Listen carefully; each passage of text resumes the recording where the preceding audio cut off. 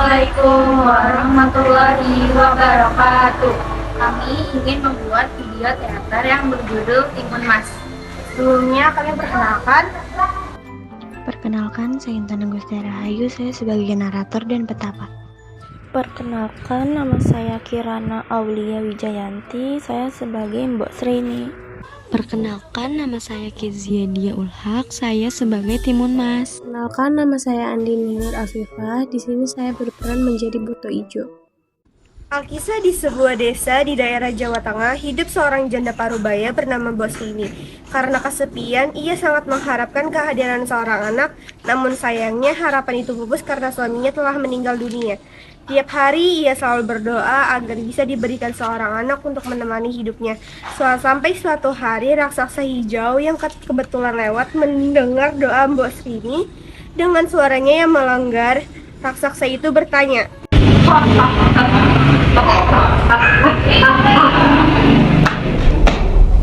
"Hai orang tua, apakah kau bersungguh-sungguh menginginkan seorang anak?" Aku bisa mengabulkan keinginanmu dengan mudah, tapi tentu ada syaratnya. Apakah kau bersedia? Baiklah, aku bersedia.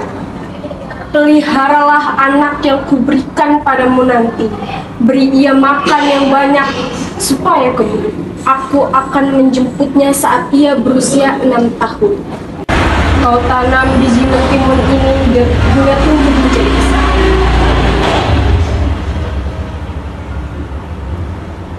Baiklah, aku akan menanamnya hingga tumbuh menjadi besar. Bosrini pun mengikuti saran si raksasa untuk menanam biji mentimun yang didapatkannya. Biji itu tumbuh dan berbuah dalam waktu singkat. Dalam beberapa hari saja, pohon mentimun tumbuh dengan buahnya yang sangat besar siap untuk dipanen. Betapa terkejutnya Bosrini ketika sedang memetik salah satu mentimun di hadapannya. Terdapat bayi perempuan yang cantik. Bayi itu dinamai Timun Mas karena ia lahir dari mentimun yang berwarna keemasan.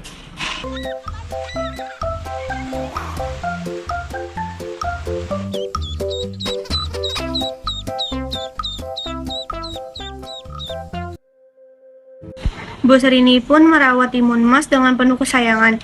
Hingga saat Timun Mas berusia 6 tahun, raksasa kembali datang menagih janjinya untuk memakan gadis itu. Tak kehilangan akal, Bosrini pun mencari cara untuk menyelamatkan Timun Mas agar tidak menjadi santapan raksasa. Sabar, aku akan menyerahkannya padamu. Tapi apakah kau mau? Tubuhnya masih kecil dan kurus. Aku rasa ia belum cukup lezat untuk kau makan. Sedang keluar. Percayalah padaku. Kembalilah 2 tahun lagi. Aku jamin ia sudah gemuk. 2 tahun bukan waktu yang lama. Sepeninggalan raksasa, Bosrini mencari akal untuk menyelamatkan Timun Mas. Ia juga berdoa supaya Tuhan memberi jalan keluar. Suatu malam, Tuhan menjawab doanya. Bosrini bermimpi bertemu dengan seorang petapa di gunung. Petapa itu menyuruh Timun Mas untuk menemuinya dan mengatakan bahwa ia akan menolong Timun Mas.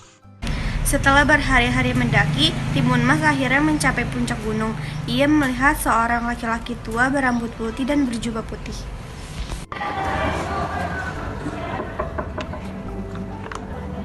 Permisi Ken, namaku Timun Mas. Ibuku bilang kakek akan membantu melawan raksasa jahat yang akan hendak menyantapku.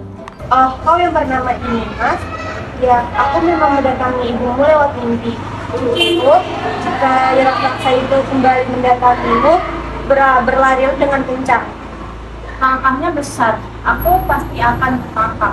Ambillah 2 bongsoan kecil ini, lemparkan satu persatu ketika kau melarikan diri." Baiklah, terima kasih Ken. 2 tahun berlalu, saatnya raksasa kembali untuk mengambil Timun Mas. Benar saja, tiba-tiba terdengar langkah kaki yang teriakannya melenggar. Mbok Srini, mana anakmu? Aku sudah lapar. Mohon, jangan makan dia. Enak saja, kau sudah berjanji, kau tidak boleh mengingkarinya. Jangan khawatir, Bu.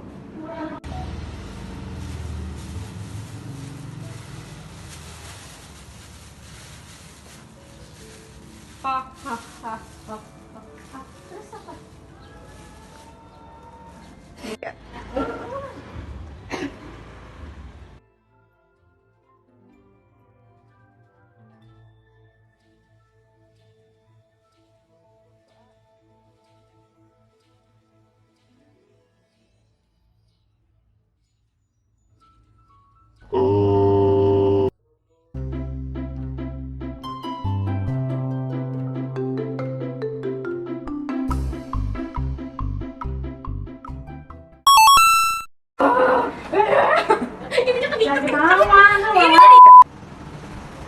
Kumohon, jangan makan dia.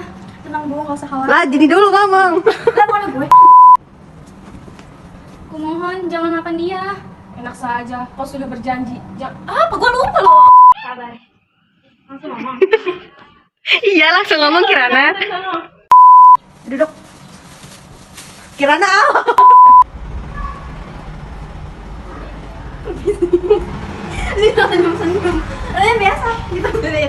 Sekian dari kelompok kami. Wassalamualaikum warahmatullahi wabarakatuh.